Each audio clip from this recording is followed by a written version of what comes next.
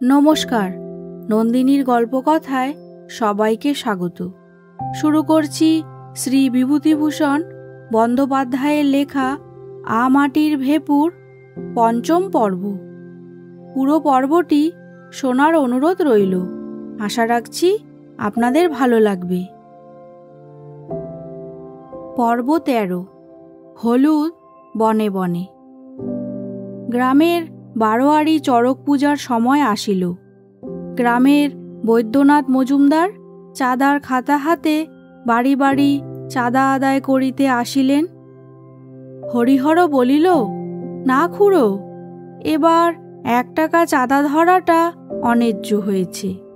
1 টাকা দেবার কি আমার অবস্থা? বৈদ্যনাথ বলিলেন, না হে না, নীলমণি হাজার দল। এরকম দলটি এ অঞ্চলে কেউ চক্ষেও দেখেনি। চড়কের আর বেশি দেরি নাই। বাড়ি বাড়ি গাজনের সন্ন্যাসীরা নাচিতে বাহির হইয়াছে। দুর্গা ও অপু আহার নিদ্রা ত্যাগ করিয়া সন্ন্যাসী দলের পিছনে পিছনে পাড়ায় পাড়ায় ঘুরিয়া বেড়াইল। অন্যান্য গৃহস্থের বাড়ি হইতে পুরনো কাপড়, সিধা পয়সা দেয়। কেউ বা ঘড়া দেয়, তাহারা কিছুই দিতে পারে না, 2টো চাল ছাড়া। এজন্য তাহাদের বাড়িতে এ দল কোনোবারই আসে না। 10-12 দিন সন্ন্যাসী নাচনের পর চড়কের পূর্বরাত্রে নীলপূজা আসিল। নীলপূজার দিন বৈকালে একটা ছোট খেজুর গাছে সন্ন্যাসীরা কাটা ভাঙে। দুর্গা আসিয়া খবর দিল, প্রতি বৎসরের যে গাছটাতে কাটা ভাঙা হয়, এবার সেটাতে হইবে না। নদীর ধারে আর একটা গাছ সন্ন্যাসীরা এবার পূর্ব হইতেই ঠিক করিয়াছে। পাড়ায় ছেলেদের সঙ্গে দল বাঁধিয়া দুর্গা, অপু সেখানে গিয়া জোটে। তারপর কাটা ভাঙার নাচ হইয়া গেলে সকলে চড়কতলাটাতে একবার বেড়াইতে যায়।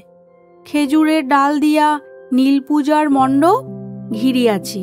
চড়কতলার মাঠের শেওড়া বন ও অন্যান্য জঙ্গল কাটিয়া পরিষ্কার করা হইয়াছে। সেখানে ভুবন মুখুজ্জেদের বাড়ির মেয়েদের সঙ্গে দেখা হইল। রানু, পুটি, টুনু, এদের বাড়িতে কড়া শাসন আছে। দুর্গার মতো টো টো করিয়া যেখানে সেখানে বেড়াইবার হুকুম নাই। অতি কষ্টে বলিয়া কহিয়া ইহারা নীলুর সঙ্গে চড়কতলা পর্যন্ত আসিয়াছে। টুনু বলিল, আজ রাত্রিরে সন্ন্যাসীরা শ্মশান জাগাতে যাবে। রানু বলিল, আহা, তা বুঝি আর জানি নে। একজন মরা হবে, তাকে বেঁধে নিয়ে যাবে শ্মশানের সেই ছাতিম তলায়। তাকে আবার বাঁচাবে। তারপর মরার মুন্ডু নিয়ে আসবে, ছড়া বলতে বলতে আসবে। ওর সব মন্তর আছে। দুর্গা বলিল, আমি জানি ওদের ছড়া, শুনবি? বলবো। স্বর্গে থেকে এলো রথ, নামলো খেতু তলে, 24 কোটি বানবর্ষা শিবের সঙ্গে চলে। সত্যযুগের মরা আর আওল যুগের মাটি, শিব শিব বলো রে ভাই, ঢাকে দাও কাঠি।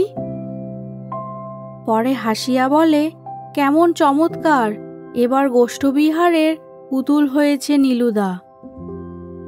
দাশু কুমোরের বাড়ি দেখে এলুম। দেখিসনি রানু? পুটি বলিল, সত্যিকার মরার মুন্ডু রানুদি? নয়তো কি, অনেক রাত্রিরে আসিস তো দেখতে পাবি। চল ভাই, আমরা বাড়ি যাই, আজ রাতটা ভালো নয়। আয় রে অপু, দুর্গাদি আয়। অপু বলিল, কেন ভালো নয় রানুদি, কি হবে আজ রাতে? রানু বলিল, সেসব কথা বলতে নেই, তুই আয় বাড়ি। অপু গেল না, কিন্তু দুর্গা ওদের দলের সঙ্গে চলিয়া গেল। তারপর হঠাৎ মেঘ করিল। সন্ধ্যার অন্ধকার মেঘে ঘনীভূত করিয়া তুলিল। অপু বাড়ি ফিরিতেছে, পথে জনপ্রাণী নাই। সন্ধ্যা হইতে শ্মশান ও মরার মুণ্ডের গল্প শুনিয়া তাহার কেমন ভয় ভয় করিতেছে। মোড়ের বাঁশবনের কাছে আসিয়া মনে হইল কিসের যেন কটুগন্ধ বহিয়া যাইতেছে। সে দ্রুত পদে চলিতে লাগিল। আর একটুখানি গিয়া ন্যাড়ার ঠাকুরমার সঙ্গে দেখা।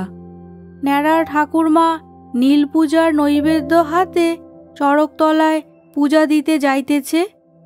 অপু অন্ধকারে প্রথমটা চিনিতে পারে নাই, পরে চিনিয়া চলিল। কিসের গন্ধ বেরিয়েছে ঠাকুমা? বুড়ি বলিল, আজ ওরা সব বেরিয়েছেন কিনা তারই গন্ধ, আর কি। অপু বলিল, কারা ঠাকুমা? কারা আবার? শিবের দলবল। সন্ধেবেলা ওদের নাম করতে নেই। রাম রাম রাম রাম। অপুর গায়ে কাটা দিয়া উঠিল। চারিধারে অন্ধকার সন্ধ্যা, আকাশে কালো মেঘ, বাঁশবন, শ্মশানের গন্ধ, শিবের অনুচর ভূত প্রেত। ছোট ছেলের মন বিস্ময়ে ভয়ে রহস্যে অজানার অপ্রিয় অনুভূতিতে ভরিয়া উঠিল। সে আতঙ্কের সুরে বলিল, আমি কি করে বাড়ি যাব ঠাকমা? বুড়ি বকিয়া উঠিল, তাই এত রাত্রির করাই বা কেন বাপু আজকের দিনে? এসো আমার সঙ্গে, নীল পুজোর থালাখানা দিয়ে আসি, তারপর এগিয়ে দেবক্ষণ। ধন্যি, যা হোক। বারোয়ারি তলায় ঘাস চাচিয়া প্রকাণ্ড বাঁশের মেরাব বাঁধিয়া শামিয়ানা টাঙানো হইয়াছে। যাত্রা দল এই আসে করিয়া এখনো পৌঁছে নাই। সন্ধ্যা উত্তীর্ণ হইয়া গেলে লোকে বলে কাল সকালের গাড়িতে আসিবে। সকাল চলিয়া গেলে সকলে বৈকালের আশায় থাকে। অপুর স্নানাহার বন্ধ হইবার উপক্রম হইয়াছে। রাত্রে অপুর ঘুম হয় না। বিছানায় ছটফট করে, এপাশ ওপাশ করে। যাত্রা হবে, যাত্রা হবে, যাত্রা হবে। দুর্গা চুপি চুপি গিয়া দেখিয়া আসিয়া আসর সজ্জা ও বাঁশের গায়ে ঝুলানো লাল নীল কাগজের অভিনবত্ব সম্বন্ধে গল্প করে। অপুর মনে হয় যে ৫৫ তলায় সে দুবেলা কড়ি খেলা করে, সেই তুচ্ছ অত্যন্ত পরিচিত সামান্য স্থানটাতে আজ বা কাল নীলমণি হাজরার দলের যাত্রার মতো একটা অসাধারণ ঘটনা ঘটিবে। এও কি সম্ভব? কথাটা যেন তাহার বিশ্বাসই হয় না। হঠাৎ শুনিতে পাওয়া যায় আজ বৈকালেই দল আসিবে। এক ঝলক রক্ত যেন বুক হইতে নাচিয়া চলকাইয়া একেবারে মাথায় উঠিয়া পড়ে। কুমোরপাড়ার মোড়ে দুপুর হইতেই ছেলেদের সঙ্গে দাঁড়াইয়া থাকিবার পর সন্ধ্যার একটু আগে দূরে একখানা গরুর গাড়ি তাহার চোখে পড়িল। সাজের বাক্স বোঝাই গাড়ি, ১ ২ ৩ ৪ ৫খানা। পটু একে একে আঙুল দিয়া গনিয়া খুশির সুরে বলে, অপুদা, আমরা এদের পেছনে পেছনে এদের বাসায় গিয়ে দেখে আসি, যাবি? সাজের গাড়িগুলোর পিছনে দলের লোকেরা যাইতেছে। সকলের মাথায় টেরিকাটা, অনেকের জুতা হাতে। পটু একজন দাড়িওয়ালা লোককে দেখাইয়া কহিল, এ বোধ হয় রাজা সাজে না অপুদা? আকাশ বাতাসের রং একেবারে বদলাইয়া গেল। অপু মহা উৎসাহে বাড়ি ফিরিয়া দেখে তাহার বাবা দাওয়ায় বসিয়া কি লিখিতেছে ও গুনগুন করিয়া গান করিতেছে। সে ভাবে যাত্রা দলের আসিবার কথা তাহার বাবাও জানিতে পারিয়াছে, তাই এত স্ফূর্তি। উৎসাহে হাত নাড়িয়া বলে, সাজ একেবারে 5 গাড়ি বাবা। উহ, এরকম দল আর। হরিহর শিষ্যবাড়ি বিলি করার জন্য বালির কাগজে কবচ লিখিতেছিল। মুখ তুলিয়া বিস্ময়ের সুরে বলে, কিসের সাজ রে খোকা? অপু আশ্চর্য হইয়া যায়। এত বড় ঘটনা বাবার জানা নাই। বাবাকে সে নিতান্তই কৃপার পাত্র বিবেচনা করে। সকালে উঠিয়া অপুকে পড়িতে বসিতে হয়। খানিক পরে সে কাঁদো কাঁদো ভাবে বলে, আমি বারোয়ারি তলায় যাব বাবা, সকলে যাচ্ছে, আর আমি এখন বুঝি বসে বসে পড়ব? এক্ষুনি যদি যাত্রা আরম্ভ হয়? তাহার বাবা বলে, পড়ো পড়ো, এখন বসে পড়ো। যাত্রা আরম্ভ হলে ঢোল বাজাবার শব্দ তো শুনতে পাওয়া যাবে, তখন না হয় যেও এখন। নিজে প্রায় সময়ে হরিহর আজকাল বিদেশে থাকে। অল্পদিনের জন্য বাড়ি আসিয়া ছেলেকে চোখের আড়াল করিতে মন চায় না। অভিমানে ক্ষোভে অপুর চোখ দিয়া জল পড়িতে থাকে। সে কান্না ভরা গলায় আবার টানিয়া টানিয়া শুভঙ্করী শুরু করে। মাস মাহিনা যার যত, দিন তার পরে কত। সকালে যাত্রা বসে না, খবর আসে ওবেলা বসিবে। দুপুরবেলা অপু মায়ের কাছে গিয়া কাঁদো কাঁদো ভাবে বাবার অত্যাচারের কাহিনী বর্ণনা করে। সর্বজয়া আসিয়া বলে, দাও না গো ছেলেটাকে ছেড়ে, বৎসরকারের দিনটা। তোমার তো 9 মাস বাড়িতে থাকা নেই বছরে, আর ও একদিনের পড়াতে একেবারে তক্কলঙ্কা ঠাকুর হয়ে উঠবে কি না? অপু ছুটি পায়। সারা দুপুর তাহার বারোয়ারি তলায় কাটে। বৈকালে যাত্রা বসিবার পূর্বে ছুটিয়া বাড়িতে খাবার খাইতে আসিল। বাবা রোয়াকে বসিয়া কবচ লিখিতেছে। অন্যদিন এ সময় তাহাকে বাবার কাছে বসিয়া বই পড়িতে হয়। দুর্গা বলিল, অপু তুই মাকে বল না, আমিও দেখতে যাব। অপু বলে, মা, দিদি কেন আসুক না আমার সঙ্গে? মেয়েদের জায়গা চিক দিয়ে ঘিরে দিয়েছি, সেইখানে বসবে। মা বলে, এখন থাক, ওই ওদের বাড়ির মেয়েরা যাবে, আমি তাদের সঙ্গে যাব, ও আমার সঙ্গে যাবে এখন। বারোয়ারি তলায় যাইবার সময় দুর্গা পিছন হইতে তাহাকে ডাকিল, শোন অপু। সে কাছে আসিতে হাসি হাসি মুখে বলিল, হাত পাত দিকি। অপু হাত পাতিতেই দুর্গা তাহার হাতে 2টা পয়সা রাখিয়াই তাহার হাতটা নিজের 2 হাতের মধ্যে লইয়া মুঠা পাকাইয়া দিয়া বলিল, 2 পয়সার মুরগি কিনে খাস, নয়তো যদি লিচু বিক্রি হয় তো কিনে খাস।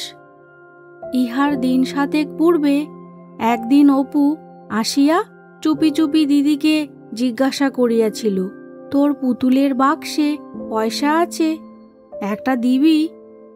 দুর্গা বলিয়াছিল, কি হবে পয়সা তোর? অপু দিদির মুখের দিকে চাহিয়া একটুখানি হাসিয়া বলিল, লিচু খাবো। কথা শেষ করিয়া সে পুনরায় লজ্জায় হাসি হাসিল। কৈফিয়তের সুরে বলে, বোষ্টমদের বাগানে ওরা মাচা বেঁধেছে দিদি, অনেক লিচু পেড়েছে, 2 ঝুড়ি, 1 পয়সায় 6টা, এই এত বড় বড়, একেবারে সিঁদুরের মতো রাঙা। সতু কিনলে, সাধন কিনলে? পরে একটু থামিয়া জিজ্ঞাসা করিল, আছে দিদি? দুর্গার বাক্সে সেদিন কিছুই ছিল না, সে কিছু দিতে পারে নাই। অপুকে বিরস মুখে চলিয়া যাইতে দেখিয়া সেদিন তাহার খুব কষ্ট হইয়াছিল। তাই কাল বৈকালে সে বাবার কাছে 2টা পয়সা চড়ক দেখিবার নাম করিয়া চাহিয়া লয়। সোনার ভাটার মতো ভাইটা মুখের আবদার না রাখিতে পারিলে দুর্গার ভারী মন কেমন করে। অপু চলিয়া গেলে তাহার মা ঘাট হইতে আসিয়া বলে, দুর্গা, একটা কাজ কর তো, রানুদের বাগান থেকে দুটো গন্ধ ভেদালির পাতা খুঁজে নিয়ে আয় তো। অপুর শরীরটা অসুখ করেছে, একটু ঝোল করে দেব।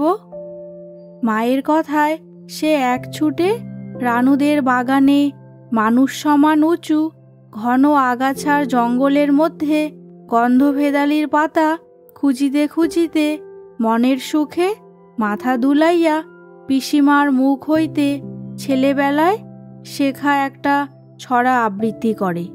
হলুদ বনে বনে নাকছাবিটি হারিয়ে গেছে, সুখ নেইকো মনে। পর্ব 14। রাজপুত্র অজয়। যাত্রা আরম্ভ হয়। জগৎ নাই, কেহ নাই, শুধু অপু আছে, আর নীলমণি হাজরার যাত্রার দল আছে সামনে। পালা দ্রুত অগ্রসর হইতে থাকে। কি সব সাজ, কি সব চেহারা! হঠাৎ পিছন হইতে কে বলে, খোকা, বেশ দেখতে পাচ্ছ তো? তাহার বাবা কখন আসিয়া আসরে বসিয়াছে অপু জানিতে পারে নাই। বাবার দিকে ফিরিয়া বলে, বাবা, দিদি এসেছে? চিকের মধ্যে বুঝি? মন্ত্রীর গুপ্ত ষড়যন্ত্রে যখন রাজা রাজ্যচ্যুত হইয়া স্ত্রী পুত্র লইয়া বনে চলিতেছেন, তখন কাঁদুনে সুরে বেহালার সঙ্গত হয়।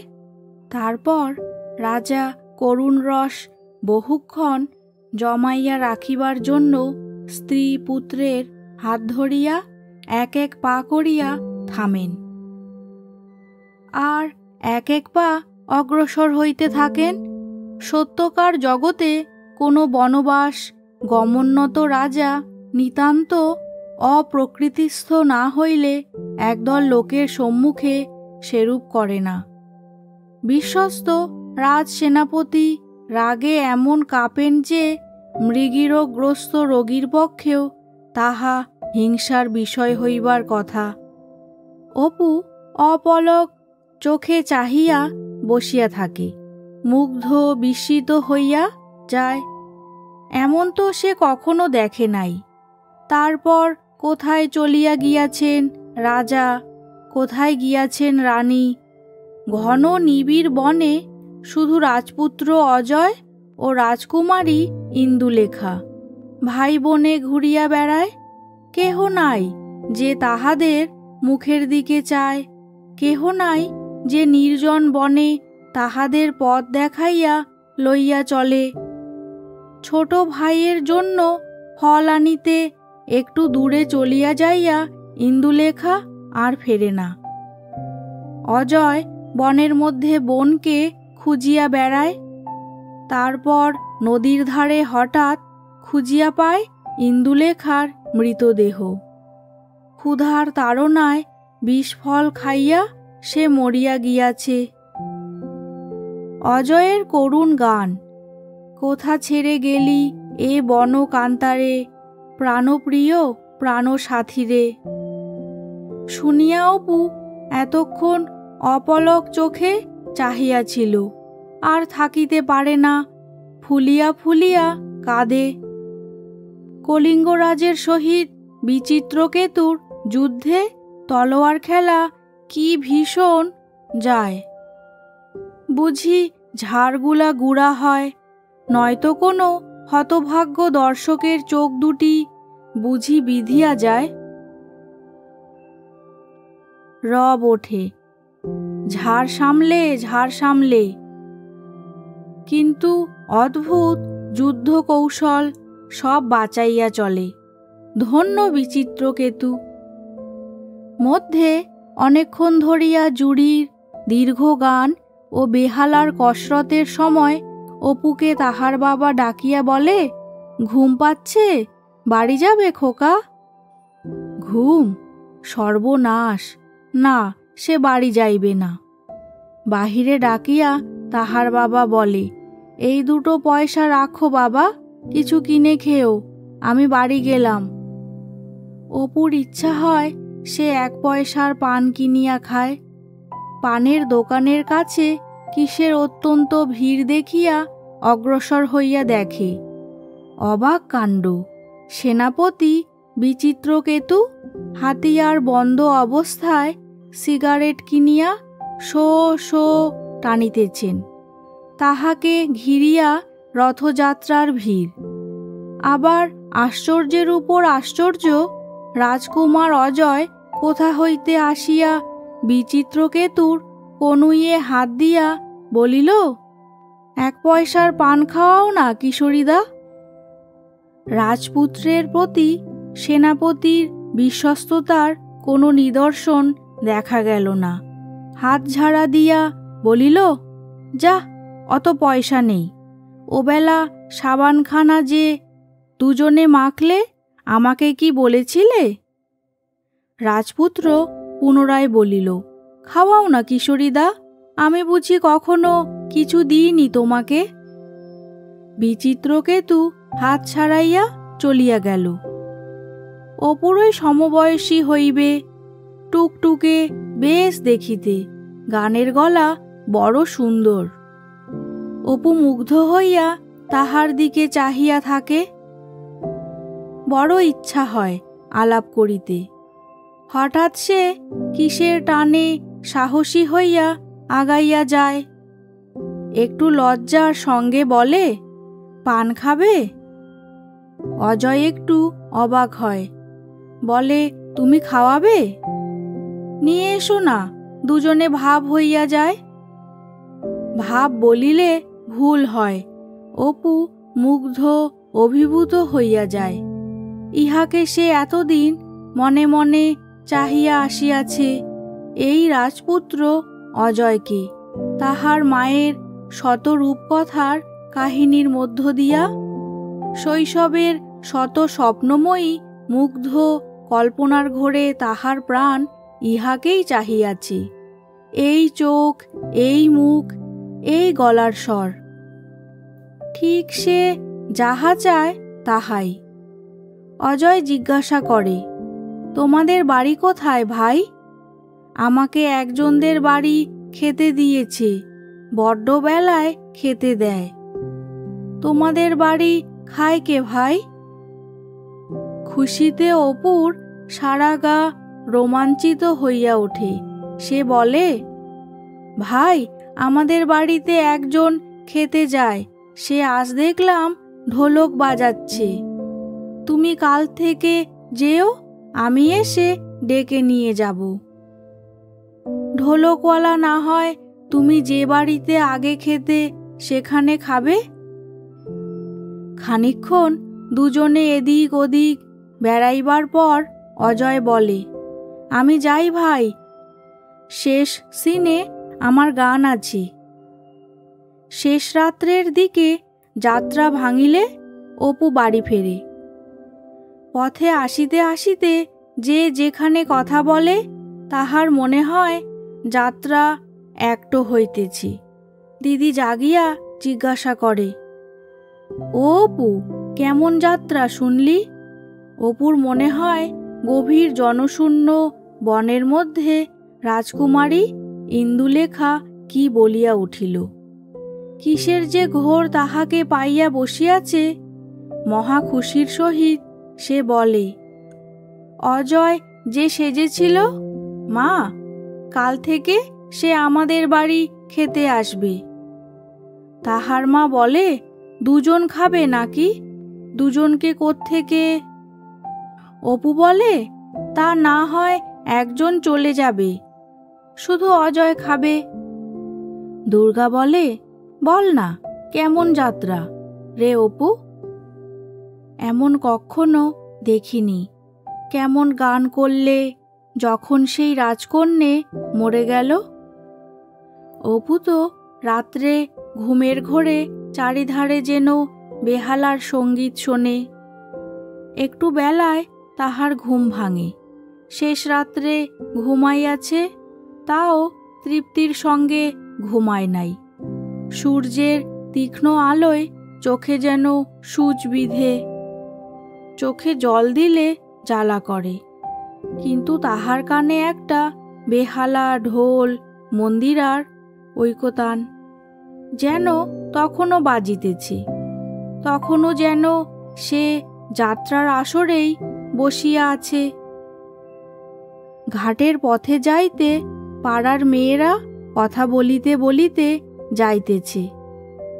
অপুর মনে হইল কেহ ধীরাবতী, কেহ কলিঙ্গ দেশের মহারানী, কেহ রাজপুত্র অজয়ের মা বসুমতী। দিদির প্রতি কথায় হাত পা নাড়ার ভঙ্গিতে রাজকন্যা ইন্দুলেখা যেন মাখানো। কাল যে ইন্দুলেখা সাজিয়াছিল তাহাকে মন্দ মানায় নাই বটে, কিন্তু তাহার মনে মনে রাজকন্যা ইন্দুলেখার যে প্রতিমা গড়িয়া উঠিয়াছে তাহা তাহার দিদিকে লইয়া। ওই রকম রং, অমনি বড় বড় চোখ, অমন সুন্দর চুল। দুপুরবেলা খাইবার জন্য অপু গিয়া অজয়কে ডাকিয়া আনিল। তাহার মা দুজনকে এক জায়গায় খাইতে দিয়া অজয়ের পরিচয় লইতে বসিল। সে ব্রাহ্মণের ছেলে, তাহার কেহ নাই। এক মাসই তাহাকে মানুষ করিয়াছিল, সেও মরিয়া গিয়াছে। আজ বছরখানেক যাত্রার দলে কাজ করিতেছে। সর্বজয়ার ছেলেটির উপর খুব স্নেহ হইল। বারবার জিজ্ঞাসা করিয়া তাহাকে খাওয়াইল। খাওয়াইবার উপকরণ বেশি কিছু নাই, তবু ছেলেটি খুব খুশির সঙ্গে খাইল।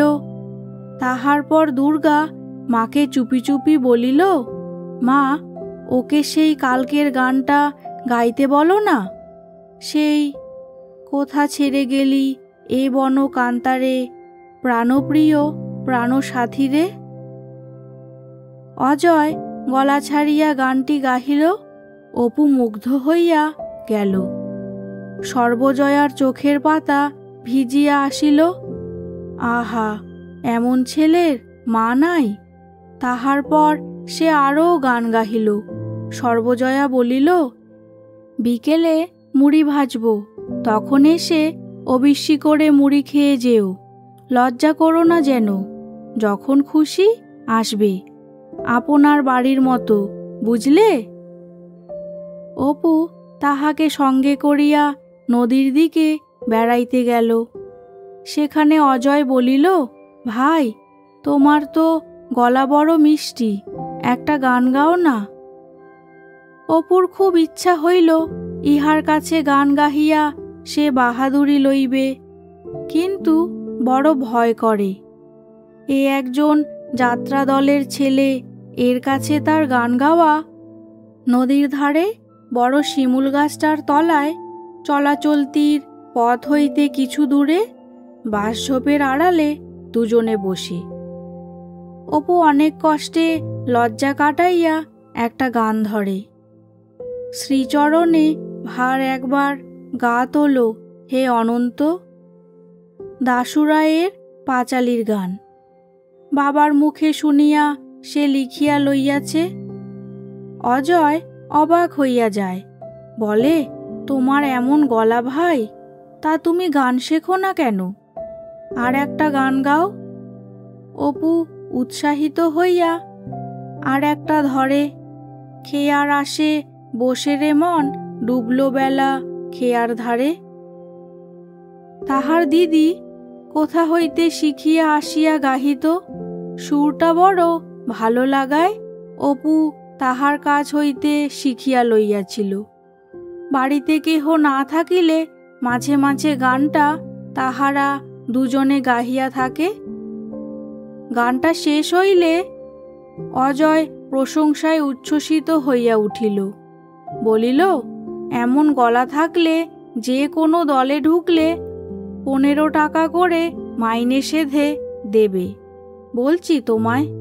এর ওপর যদি শেখো। বাড়িতে কেহ না থাকিলে দিদির সামনে গাহিয়া অপু কতদিন জিজ্ঞাসা করিয়াছে, হ্যাঁ দিদি, আমার গলা আছে, গান হবে। দিদি তাহাকে বরাবর আশ্বাস দিয়া আসিয়াছে, কিন্তু সে আশ্বাস যতই আশাপ্রদ হোক, আজ একজন খাস যাত্রা দলের নামকরা মেডেলওয়ালা গায়কের মুখে এ প্রশংসার কথা শুনিয়া আনন্দে অপু কি উত্তর করিবে ঠাহর করিতে পারিল না। বলিল, তোমার ওই গানটা আমায় শেখাও না ভাই। তাহার পর দুইজনে গলা মিলাইয়া সেই গানটা গাহিল। অজয় অনেক মনের কথা বলিয়া ফেলিল। এমন সাথী তাহার আর জুটে নাই। সে প্রায় 40 টাকা জমাইয়াছে, আর একটু বড় হইলে সে এ দল ছাড়িয়া দিবে। অধিকারী বড় মারে। সে আশুতোষ পালের দলে যাইবে, সেখানে বড় সুখ। রোজ রাত্রে লুচি, না খাইলে 3 আনা পয়সা খোরাকি দেয়। এ দল ছাড়িলে সে আবার অপুদের বাড়ি আসিবে ও সে সময় কিছুদিন থাকিবে। বৈকালের কিছু আগে অজয় বলিল, চল ভাই, আজ আবার এখুনি আসর হবে, সকাল সকাল ফিরি। যদি পরশুরামের দর্প সংহার হয় তবে আমি নিয়তি সাজব। দেখো কেমন একটা সুন্দর গান আছে। আরও 3 দিন যাত্রা হইল। গ্রামশুদ্ধ লোকের মুখে যাত্রা ছাড়া আর কথা নাই। পথে ঘাটে মাঠে গায়ের মাঝি নৌকা বাহিতে বাহিতে, রাখাল গরু চড়াইতে চড়াইতে যাত্রার পালার নতুন শেখা গান গায়। গ্রামের মেয়েরা দলের ছেলেদের বাড়ি ডাকাইয়া যাহার যে গান ভালো লাগিয়াছে তাহার মুখে সে গান ফরমাইশ করিয়া শুনিতে লাগিলেন। অপু আরও 3-4টা নতুন গান শিখিয়া ফেলিল। একদিন সে যাত্রা দলের বাসায় অজয়ের সঙ্গে গিয়াছি। সেখানে তাহাকে দলের সকলে মিলিয়া ধরিল, একটা গান গাহিতে হইবে। সেখানে সকলে অজয়ের মুখে শুনিয়াছে সে খুব ভালো গান গাহিতে পারে। অপু বহু সাধ্য সাধনার পর নিজের বিদ্যা ভালো করিয়া জাহির করিবার খাতিরে একটা গাহিয়া ফেলিল। সকলে তাহাকে ধরিয়া অধিকারীর নিকটে লইয়া গেল। সেখানেও তাহাকে একটা গাহিতে হইল। অধিকারী কালো রঙের ভুঁড়িওয়ালা লোক, আসরে জুড়ি সাজিয়া গান করে। গান শুনিয়া বলিল, এসো না খোকা, দলে আসবে। অপুর বুকখানা আনন্দে ও গর্বে 10 হাত হইল। আরও সকলে মিলিয়া তাহাকে ধরে, এসো চলো, তোমাকে আমাদের দলে নিয়ে যাই। অপুর তো ইচ্ছা সে এখনই যায়। যাত্রা দলের কাজ করা যে মনুষ্য জীবনের চরম উদ্দেশ্য, সে কথা এতদিন সে কেন জানিত না, ইহাই তো আশ্চর্যের বিষয়। সে গোপনে অজয়কে বলিল, আচ্ছা ভাই, এখন যদি আমি দলে যাই আমাকে কি সাজতে দেবে? অজয় বলিল, এখন এই সখী টখী কি বালকের পার্ট এই রকম, তারপর ভালো করে শিখলে। অপু সখী সাজিতে চায় না। জরির মুকুট মাথায় সে সেনাপতি সাজিয়া তলোয়ার ঝুলাইবে, যুদ্ধ করিবে। বড় হইলে সে যাত্রার দলে যাইবেই, উহাই তাহার জীবনের ধ্রুব লক্ষ্য।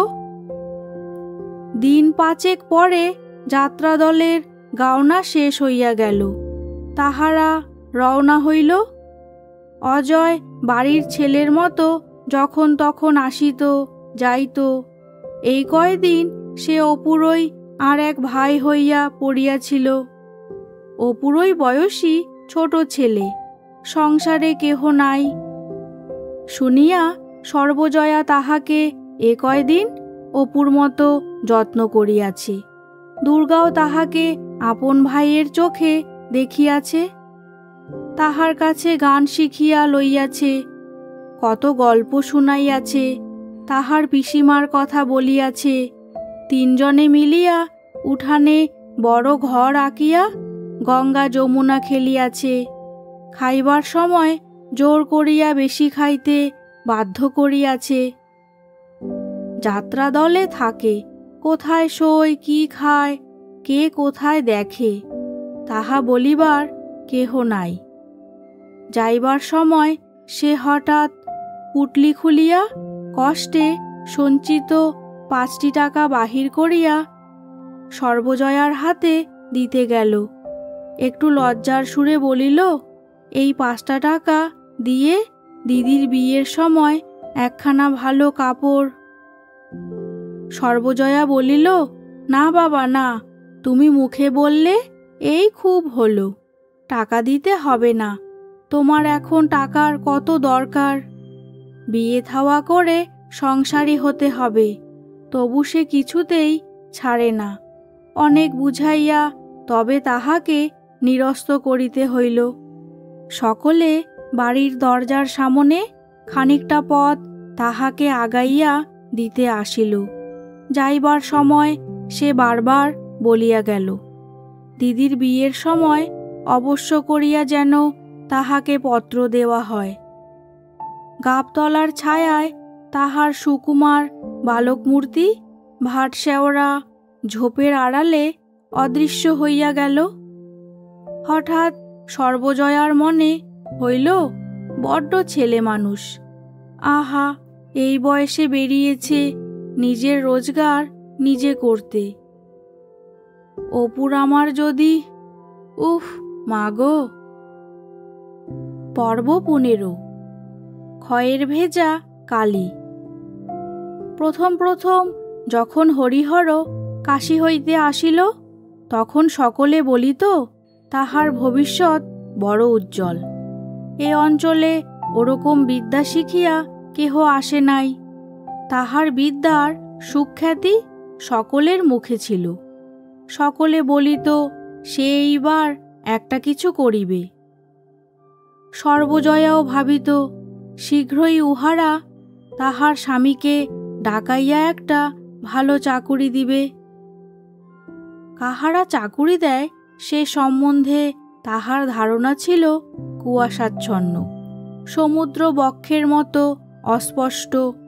কিন্তু মাসের পর মাস, বৎসরের পর বৎসর করিয়া বহুকাল চলিয়া গেল।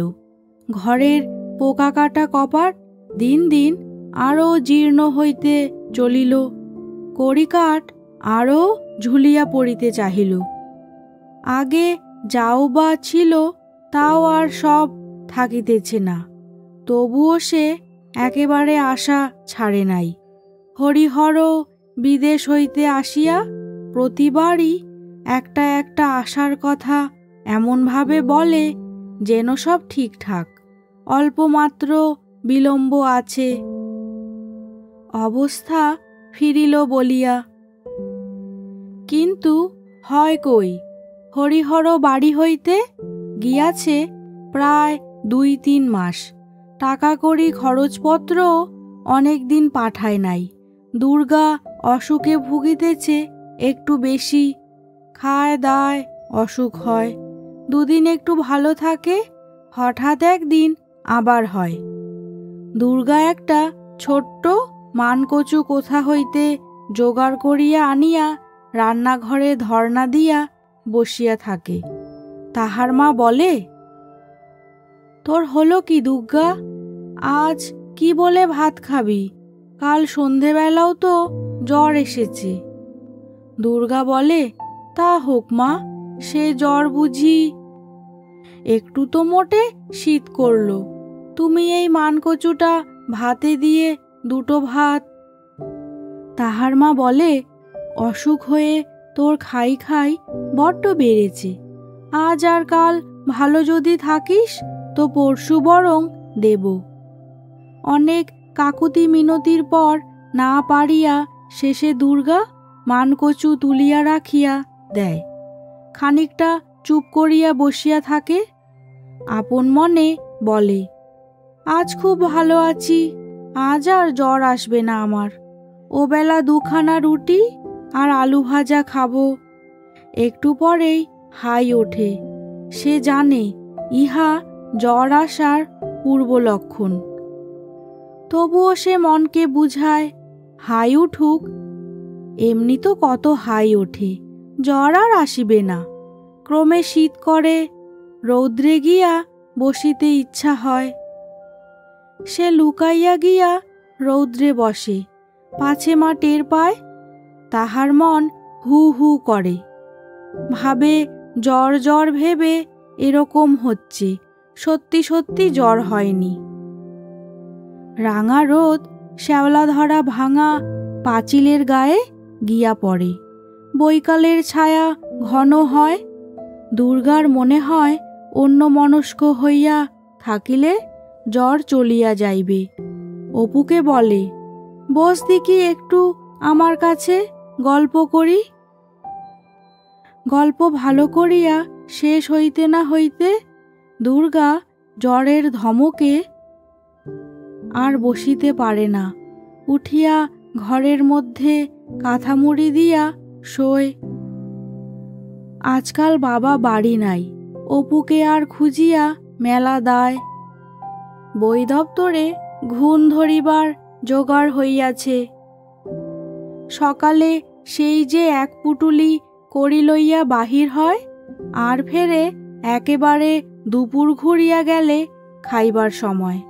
তাহার মা বকে, ছেলের না নিকুচি করেছে, তোমার লেখাপড়া একেবারে ছিকেই উঠল। এবার বাড়ি এলে সব কথা বলে দেব, দেখো তখন তুমি। অপু ভয়ে ভয়ে দপ্তর লইয়া বসে, বইগুলা খুলিয়া চারিদিকে ছড়ায়। মাকে বলে, একটু খয়ের দাও মা, আমি দোয়াতের কালিতে দেব। পরে সে বসিয়া বসিয়া হাতের লেখা লিখিয়া রৌদ্রে দেয়। শুকাইয়া গেলে খয়ের ভিজানো কালি চকচক করে। অপু মহা খুশির সহিত সেদিকে চাহিয়া থাকে, ভাবে আর একটু খয়ের দেব কাল থেকে। ওহ, কি চকচক করছে, দেখো একবার। পানের বাটা হইতে মাকে লুকাইয়া বড় একখণ্ড খয়ের লইয়া কালির দোয়াতে দেয়। পরে লেখা লিখিয়া শুকাইতে দিয়া কতটা আজ জলজল করে দেখিবার জন্য কৌতূহলের সহিত সেদিকে চাহিয়া থাকে। মনে হয়, আচ্ছা যদি আরেকটু দিই। একদিন মার কাছে ধরা পড়িয়া যায়। মা বলে, ছেলে লেখার সঙ্গে খোঁজ নেই, কেবল ডেলা ডেলা খয়ের রোজ দরকার, রেখে দে খয়ের। ধরা পড়িয়া অপু একটু অপ্রতিভ হইয়া বলে, খয়ের নইলে কালি হয় বুঝি? আমি বুঝি এমনি এমনি। না, খয়ের নইলে কালি হবে কেন? এই সব রাজ্যির ছেলে আর লেখাপড়া করছে না, তাদের শের শের খয়ের রোজ যোগান রয়েছে যে দোকানে। অপু বসিয়া বসিয়া একখানা খাতায় নাটক লেখে। বহু লিখিয়া সে খাতা প্রায় ভরাইয়া ফেলিয়াছে। মন্ত্রীর বিশ্বাসঘাতকতায় রাজা রাজ্য ছাড়িয়া বনে যান। রাজপুত্র নীলাম্বর ও রাজকুমারী অম্বা বনের মধ্যে দস্যুর হাতে পড়েন। ঘোর যুদ্ধ হয়। পরে রাজকুমারীর মৃতদেহ নদী তীরে দেখা যায়। নাটকে সতু বলিয়া একটি জটিল চরিত্র সৃষ্ট হইবার অল্প পরেই বিশেষ কোনো মারাত্মক দোষের বর্ণনা না থাকা সত্ত্বেও প্রাণদণ্ডে দণ্ডিত হয়। নাটকের শেষ দিকে রাজপুত্রী অম্বার নারদের বরে পুনর্জীবন প্রাপ্তি ও বিশ্বস্ত সেনাপতি জীবনকেতুর সহিত তাহার বিবাহ প্রভৃতি ঘটনার বর্ণনা। দপ্তরে একখানা বই আছে। বইখানার নাম চরিতমালা। লেখা আছে ঈশ্বরচন্দ্র বিদ্যাসাগর প্রণীত। পুরনো বই। তাহার বাবার নানা জায়গা হইতে ছেলের জন্য বই সংগ্রহ করিবার বাতিক আছে। কোথা হইতে এখানা আনিয়াছিল? অপু মাঝে মাঝে খানিকটা খুলিয়া পড়িয়া থাকে? বইখানাতে যাহাদের গল্প আছে সে ওই রকম হইতে চায়। গল্পটি শোনার জন্য আপনাদের সবাইকে অসংখ্য ধন্যবাদ। পরবর্তী পর্বগুলি শোনার অনুরোধ রইল। আশা রাখছি গল্পটি আপনাদের ভালো লেগেছে। ভালো লেগে থাকলে অবশ্যই লাইক ও কমেন্ট করবেন এবং নন্দিনীর গল্পকথা চ্যানেলটিকে সাবস্ক্রাইব করে পাশে থাকবেন। এরকম অন্যান্য গল্প শুনতে কমেন্ট করে জানাবেন। আপনাদের ভালোবাসা আর সমর্থনই হলো আমার অনুপ্রেরণা। সবাই ভালো থাকবেন। দেখা হবে পরের একটি গল্পকথায়।